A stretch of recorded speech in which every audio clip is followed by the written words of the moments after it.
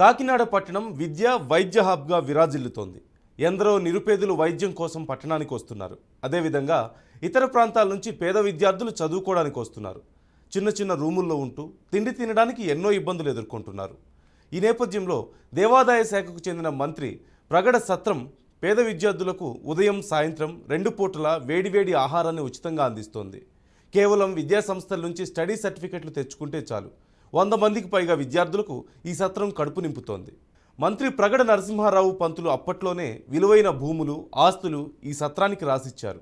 Kakinada cinema రోడ్లో ఉన్నటువంటి ఈ సత్రాన్ని దాత ఆశయాలకు అనుగుణంగా తీర్చిదిద్ది పేద విద్యార్థులు ఆకలి తీరుస్తున్నారు కార్యనిర్వహణాధికారి కె సుబ్రహ్మణ్యం.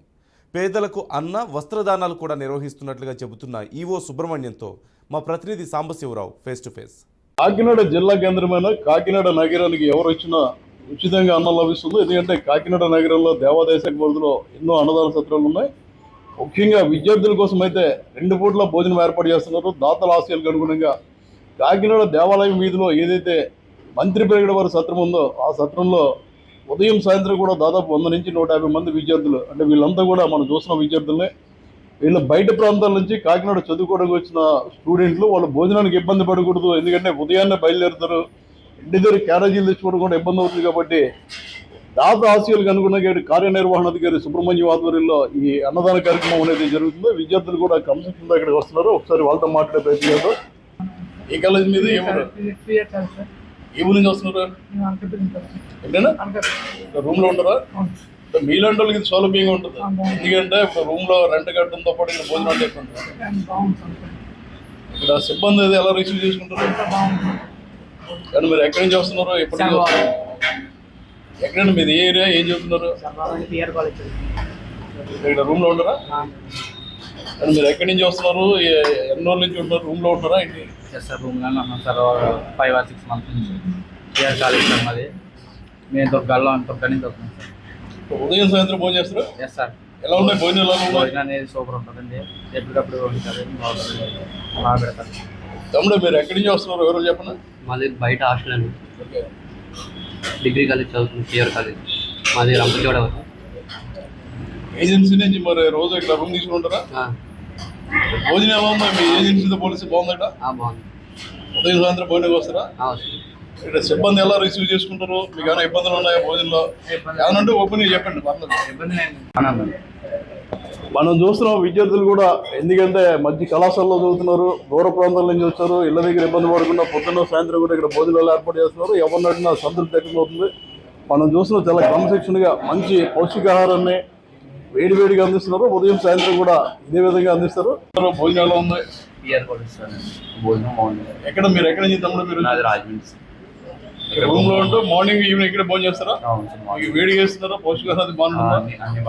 ఎలా ఉందండి భోజనాలు? ఉంది కర్రీ కానీ సాంబార్ కానీ? సిబ్బంది మిమ్మల్ని ఎలా రిసీవ్ చేసుకుంటారా? ఏమన్నా సమస్యలు తమ్ముడు భోజనాలు లేరా? ఈ మంత్రి ప్రగడ వారి శాస్త్రం వ్యవస్థాపకులు మనం చూస్తున్నాం. మంత్రివారి నరసింహారావు పంతులు పేద విద్యార్థులకు నిత్యాన్నదానం కోసం దీన్ని ఏర్పాటు చేశారు. అదేవిధంగా దీనికి ఆదాయం ఇచ్చేందుకు కింద పెద్ద బౌళ అంతస్తుల షాపింగ్ కాంప్లెక్స్ ఉంది, భూములు ఉన్నాయి. ఎప్పటికప్పుడు వేలంపాట్లు నిర్వహిస్తూ వచ్చిన ఆదాయాన్ని బ్యాంకులో వేసి వడ్డీతో ఎంతమంది విద్యార్థులకు ఉదయం సాయంత్రం భోజనం. అంటే కాకినాడ నగరంలో సుదూర ప్రాంతాల నుంచి చదువుకోవడానికి వచ్చి ఏదైతే కళాశాల కావచ్చు లేదా పాఠశాల కావచ్చు బోనఫైడ్ సర్టిఫికేట్తో ఈవో గారిని సంప్రదించి వాళ్ళకి ఉచిత భోజనం ఏర్పాటు చేస్తున్నారు. చాలా పౌష్టికాహారాన్ని వేడివేడిగానే మాకు అందిస్తున్నారు. ఎలాంటి ఇబ్బందులు ఉన్నాయి విద్యార్థులు చెప్పడం జరిగింది. ఈవో అని అడుగుదాం. సార్ ఎంతమంది ఏంటి? ఈ మంత్రివారి నరసింహపంతులు గారు అన్నదాన సత్రంలో సుమారు ఉదయం 100 మంది, సాయంత్రం 100 మంది విద్యార్థులు అన్నదానం చేస్తున్నారండి. దాత ఆశయం అంటే పేద విద్యార్థులు, తర్వాత పాఠశాలలు కానీ పెట్టారు. కానీ పాఠశాలలు ఎవరు కూడా ఈ రోజుల్లో రావట్లేదు. విద్యార్థులు మాత్రం ఇంచుమించు 4-3 జిల్లాల నుంచి వచ్చి ఇక్కడ చదువుకుంటున్నారు. వాళ్ళు స్టడీ సర్టిఫికేట్ కంపల్సరీ ఇవ్వాలండి. మనం అప్లికేషన్ ఇస్తామండి. అప్లికేషన్ ఇవ్వగానే స్టడీ సర్టిఫికేట్ పెట్టి ఇస్తున్నారు. దాంతోపాటుగా కలెక్టర్ గారిది కానీ ఎమ్మెల్యే గారు కానీ లెటరు ఆర్డర్ ఇస్తున్నారు. ఏదో స్టడీ సర్టిఫికేట్ పెట్టకపోతే బయట వాళ్ళు వస్తారని చెప్పేసి ఉద్దేశంతో స్టడీ సర్టిఫికేట్ కంపల్సరీ ఇస్తున్నారు. సార్ ఇంతమంది విద్యార్థులకి అన్నదానం చేస్తున్నాం ఉదయం సాయంత్రం. అదేవిధంగా దాత వర్ధంతి రోజు, జయంతి రోజు వస్త్రాల పంపిణీ, భోజనాలు ఉన్నాయి. ఈ ఆదాయం మనకి ఎలా వస్తుంది? ఈ మంచిపాటి నరసింహపంతులు గారు సత్రంకి 150 షాపులు ఉన్నాయండి. ఈ 150 షాపుల మీద 75 లక్షల రూపాయలు ఆదాయం ఇస్తుంది. అలాగే 23 ఎకరాలు భూమి కూడా ఇచ్చారండి దాత. దాని మీద ఒక 10 లక్షల రూపాయల దాకా వస్తుంది. మొత్తం 85 లక్షల రూపాయలు ఆదాయం వస్తుందండి. దాత వర్ధంతి రోజు నాడు పేదలకు పంచులు, తర్వాత బ్రాహ్మణులకు పంచులు, పేదవారికి దుప్పట్లు, చీరలు పంపిణీ చేస్తున్నాం. అన్నదానం కూడా చేస్తున్నామండి. సరే, ఇంకా ఈ 100 మందే కాకుండా ఇంకా ఎంతమంది వచ్చినా కూడా పెట్టడానికి మాకు ఏ విధమైన అభ్యంతరం లేదు. ఇంకేదంటే మాకు నిధులు బాగా ఎక్కువగా ఉన్నాయి. ఇంచుమించు ఫిక్స్డ్ డిపాజిట్ల రూపంలో ₹1 కోటి ఉన్నాయి. అలాగే ఆదాయం కూడా సంవత్సరానికి 75-80 లక్షల రూపాయలు ఆదాయం వస్తుంది. కాబట్టి ఈ 100 మందే కాకుండా ఇంకో 100 మంది వచ్చినా కూడా మేము అన్నదానం 2 కోట్ల పెట్టడానికి మాకు ఈ షాపుల లీజు రెగ్యులర్గా వస్తుందా? షాపుల రీజులు అన్నీ కూడా రెగ్యులర్గా వస్తున్నాయండి. ఇప్పుడు ఈ 2024 సంవత్సరంలో అన్ని షాపులు కూడా మళ్ళీ పాట పెట్టడానికి పెట్టాలి. పాట పెట్టే టైం అవుతుంది. పాట టైంలో మళ్ళీ అన్నీ కూడా ఆక్షన్ పెట్టడం జరుగుతుంది.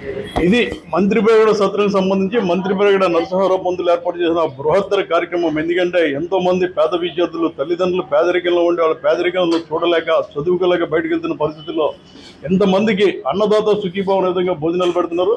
అదేవిధంగా కాకినాడ సిటీ ఎమ్మెల్యే చంద్రశేఖర్ రెడ్డి, దేవాదాయ శాఖ కమిషనర్, అదనపు commissioner, joint commissioner, deputy commissioner, అదేవిధంగా అసిస్టెంట్ కమిషనర్ ఇంతమంది సహాయ సహకారంతో భారీ ఎత్తున చక్కటి భోజనాలు ఏర్పాటు చేసి వస్త్రదానం కూడా, అన్నదానం వస్త్రదానం చాలా దానాల్లో గొప్పవని చెప్తున్న కార్యక్రమాన్ని నిర్వహిస్తున్న కార్యనిర్వహణాధికారి కె సుబ్రహ్మణ్యం గారిని అభినందిస్తూ మరిన్ని మంచి కార్యక్రమాలు చేపట్టాలని బీఆర్కే న్యూస్ తరఫున శుభాకాంక్షలు తెలియజేస్తూ